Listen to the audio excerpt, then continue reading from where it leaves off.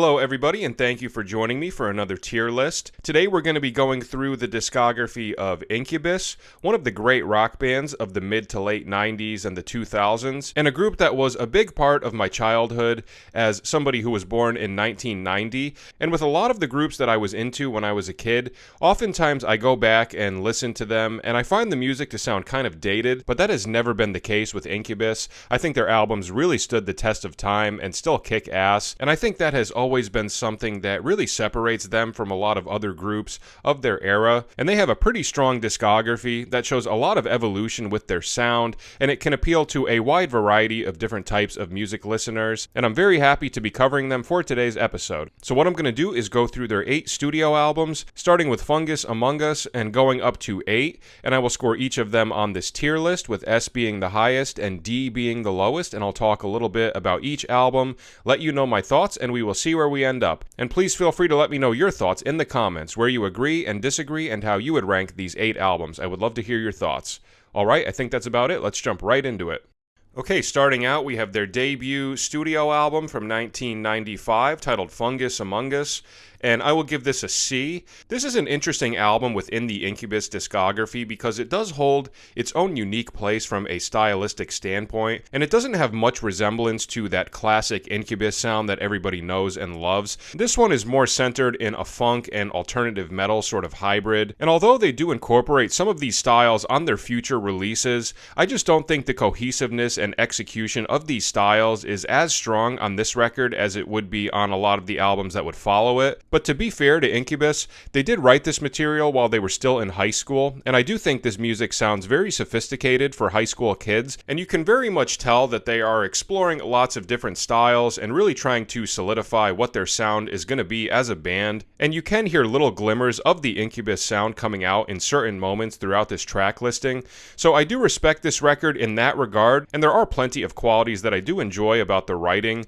between the heavier parts, as well as some of the unorthodox and unexpected field changes from song to song. But at the same time, if I am comparing this to the rest of their discography, I can't say that this album really stands out to me. It doesn't contain any of my favorite Incubus songs, and it's an album that I hardly ever go back and listen to. But in the midst of that, I still do think that this album has some good moments, and is certainly a fun listen, even if you don't resonate with every single track. It's 10 tracks long, and there are a couple of really solid songs on here. The 3 that really stand out to me the most would be Take Me to Your Leader, Shaft, and Speak Free. I think all 3 of those songs are very strong, but other than those 3 songs, I do find the remaining tracks to either be just okay or kind of underwhelming, but at the same time, this album had to be made in order for them to flesh out their sound and see what direction they wanted to go in, and oftentimes you'll have bands that seem to kill it right from their first album, and then there are other groups that need a little bit of time to develop their sound, and I think Incubus is a great example of a band like that, so I wouldn't say that this is a bad record, especially considering the fact that it was written by high school kids, but if I am comparing it to the remainder of the Incubus discography, I don't think that this record holds up as much as a lot of the others do, so I'm going to start out by giving this a C. Okay, next we have their second studio album from 1997 titled S.C.I.E.N.C.E, and I will give this an A. This is a very good album and a significant improvement from Fungus Amongus, and this is a fan favorite. A lot of people put this down as their number 1 Incubus album, and for me it's not my number 1. Some people might be surprised that I'm not putting it in S tier, but I have my reasons, which I will explain in a little bit, but I still think this is a very, very good album. Stylistically, this is probably the record that shares the most similarities to Fungus Amongus, as it goes in a similar alternative metal, funk metal, and nu metal sort of hybrid, but I think it's done in a much more cohesive fashion, and their songwriting and production has also gotten significantly better. It's 12 tracks long, or 13 if you count Segue 1 on the final track as being a separate song, and I think about 85 to 90% of this album is incredible. In particular, I think the first 5 tracks are pretty much perfect. Redefine is the best track they could have chosen to bring the listener in and just kickstart the album with a great energy and intensity. And I love all 4 of the songs that follow it up. They do a great job of delivering just very high quality tracks that showcase the wide palette of different sounds that Incubus is drawing upon, with lots of heavy moments, but also lots of quirky, funky grooves with all sorts of layers and subtleties, as well as the inclusion of the turntable, which is an awesome addition to this record and a key ingredient of that classic Incubus sound. So I love tracks 1 through 5, and then for the remainder of the album, the high points for me would be tracks 7 through 9 with A Certain Shade of Green, Favorite Things, and Summer Romance. I've never really cared for Magic Medicine, and I do think the album loses a little bit of momentum on the last couple of songs. This is one of those records where I do think the opening half is a little bit stronger than the closing half, and that is ultimately my main reason for putting it in A tier. The whole segue that happens at the end of the record really doesn't do much for me, and I would have preferred if they just left that track out entirely. I think it just makes the album a little bit longer than it needs to be at 55 minutes in length, and in my opinion, I just don't think that that track adds enough to this album where it really justifies adding an additional 10 minutes to the track listing. But ultimately, the positives far outweigh the negatives of this record, and it's got numerous tracks that I would regard as exceptional Incubus tracks, with songs like New Skin, Summer Romance, Redefine, and A Certain Shade of Green. So not a perfect album in my opinion, but definitely a significant improvement from the first release, and it's clear that they have really settled into their sound and produced an album that is a classic contribution to the late 90s metal evolution that was happening. So a very good record. This one gets an A. Okay, next we have their third studio album from 1999 titled Make Yourself, and this one gets an easy S. This is a spectacular record, and this one would go down as my second favorite Incubus album. I love everything that they did on here, and again, I think it was a further improvement from S.C.I.E.N.C.E. They did a great job of keeping some of those heavier and funkier elements present, but also expanding much more into lots of other styles of rock with a really nice palette of different sounds that they are drawing upon. It's 13 tracks long and a little over 48 minutes in length, and I think it is an incredibly consistent track listing and a very easy listen all the way through. To me, this album strikes that perfect balance of classic hits as well as some really awesome B-side tracks, and it spawned multiple Incubus hits that are regarded as some of their most legendary tracks of all time, with songs like Drive, Pardon Me, and Stellar. All three of those are absolutely spectacular songs. Drive in particular holds a special place in my heart because that's the first Incubus song that I heard as a kid. I was watching music videos on MTV and this song came on, and I found the video to be very intriguing, but also I absolutely loved the song. And for me, this is one of those tracks that I can listen to over and over and over again and just never get tired of it. And when it comes to non-hits, I think this record contains some of the strongest songs of that category, with tracks like The Warmth, When It Comes, Make Yourself, and I Miss You, which is one of my favorite softer Incubus songs, and I think it offers a nice little stylistic detour towards the end of the record. And I think they just did a great job of keeping the edge that their sound had on S.C.I.E.N.C.E, but also refining it and incorporating more dynamics and layers and styles in a way that produced an album that I think can be pleasing for just about any type of Incubus listener, because there's a little bit of everything on here for everybody. It's one of the best albums of the year 1999, and a record that does not sound dated in the slightest. So an awesome record. This one gets an easy S. Alright, moving on, we have their fourth studio album from 2001 titled Morning View, and I will also give this one an S. Another incredible album. This one actually goes down as my favorite Incubus album, and honestly, when I had to decide between this and Make Yourself as my number one record, it was almost an impossible decision to make. I really had to think about this for a while and just go through the tracks and see which one I felt stronger about, and I think just based on my current mood, I'm leaning more towards Morning View as my number one. But that can change depending on my mood. But as of right now, Morning View is my number one and Make Yourself is my number two. But this was a brilliant follow-up to Make Yourself, giving us a full range of styles, mixing the hard rock and alt metal with some softer elements. And from a musical standpoint, I think this is their most interesting album. Instrumentally, we have the addition of a string and woodwind section on select tracks, which offers some really nice additional textures to complement these amazing songs. And I've also particularly loved the instrumental writing,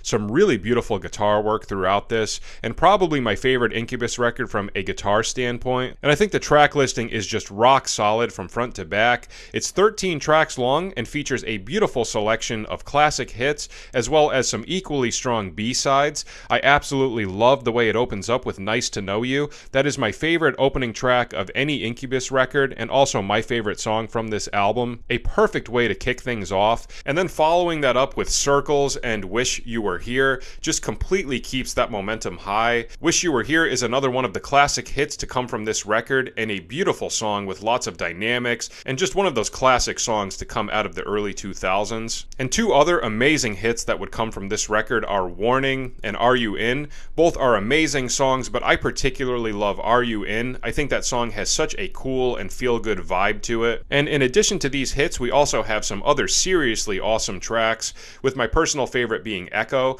In my opinion, that song has some of the most beautiful and tasteful guitar parts of any Incubus song. And some other favorites of mine on here would be Just a Phase, Mexico, and Under My Umbrella. So I think from a musical standpoint, this is Incubus operating at the top of their game, and I think this album produced countless legendary Incubus tracks that would easily make my list of top 10 favorite songs of theirs. So another great album. This one gets an easy S. Okay, next we have their fifth studio album from 2004 titled A Crow Left of the Murder, and I will give this an A. I think this is a very good album. I don't think it's quite as strong as the two that preceded it. I think it's a slight downgrade, but still very high quality regardless. I like the stylistic direction that they went in on this one. There's a decent amount of variety, but it's centered around a general art rock and alternative rock sort of foundation. And songwriting wise, I think the majority of this album is very strong and contains multiple songs that I think are exceptional. It's 14 tracks long and runs at 58.5 minutes in length. And one critique that I will give this record is that I do think it's a little bit too long. There are a couple of tracks on here that I don't think are 100% necessary. And if they had condensed this down to maybe 11 tracks, I think it would have improved the quality. And that is ultimately the reason why I put this in A tier, because there are a few songs on here that I think are just okay, and I wouldn't regard as standout Incubus songs, with tracks like Beware Criminal, Pistola, Z DeVille, and Smile Lines. But regardless of that, I think the remainder of the track listing is very good, and there are lots of songs on here that I think are incredible Incubus tracks, with songs like Megalomaniac, A Crow Left of the Murder, Talk Shows on Mute, Sick Sad Little World, Southern Girl, and Here in My Room. And each of these songs have all sorts of subtleties and different stylistic flavors that make them very enjoyable and dynamic songs, and I think the track listing provides a little bit of everything for any type of Incubus fan. And if I had to pick a couple of favorite tracks on here, I would have to go with A Crow Left of the Murder, Here in My Room, Talk Shows on Mute, and Megalomaniac. So a very good album with a couple of songs that I think ultimately don't add much to the record and do make it drag for a little bit longer than it needs to be. But in the midst of that, I do still think that they produced a lot of gems that I would regard as classic songs from the Incubus discography. So a very good album. This one will get an A. Okay, next we have their sixth studio album from 2006 titled Light Grenades, and I'm going to give this a B. Of all of the records in the Incubus discography, this was the one that I had the hardest time scoring because I have a lot of conflicting thoughts about it. There's definitely stuff that I love about this record, but at the same time there are some things that I do think take away from it a little bit, and I had almost contemplated putting this in A tier, but after listening to it a bit more and comparing it to S.C.I.E.N.C.E and A Crow Left of the Murder, I do think the quality is a little bit less than those two records, so it did feel more appropriate to put it in B tier, but I still think there is a lot of great qualities about this album. Stylistically, to me, it does sound like a continuation off of what they did on A Crow Left of the Murder, with some awesome alternative rock tracks that can sometimes go into some heavier directions, but can also take on some more experimental flavors. It's 13 tracks long, and I would say about 75 to 80% of this track listing is actually incredible. I think tracks 1 through 7 is pretty much flawless. There's not one song that I dislike, and I think every track offers something unique and provides some nice stylistic variety. And 3 of the 4 singles from this record happen within these first 7 tracks, with Dig, Anna Molly, and Love Hurts, all of which I think are spectacular songs. Dig would have to be my favorite song from this record. I know it's a cliche choice, but it is just such a pretty song with a very serene vibe that creates just so much beautiful imagery, and a classic Incubus track. And Love Hurts would be my second favorite track from this record. I particularly love the chorus. I think it's very catchy and just another super pretty Incubus song. Now, once we get to the second half of the album, that is where I think the momentum does die down a bit. I don't think it reaches the same highs that the first half did. Tracks 8 through 10 in particular have never really done much for me, which is Oil and Water, Diamonds and Coal, and Rogues. And I know Oil and Water was one of the other singles, but for whatever reason that track has just never resonated with me, and I'm also not a huge fan of Pendulous Threads. I think Paper Shoes and Earth to Bella Part 2 are both solid songs and the stronger parts of the second half of the album, but even those I still don't think stand out in comparison to the first half of the album. So that's why I felt so conflicted about this record, because if they had kept up the momentum that they established on the first half, this would easily be an S tier album for me, because there are just so many bangers throughout the first 7 tracks, but then it really does lose some steam for me on the second half, and it just does not reach the same highs that I think A Crow Left of the Murder or Science did. So ultimately it felt more fitting to put it in B tier rather than A tier, but still an album with some really great qualities regardless of that. So I will give this one a B.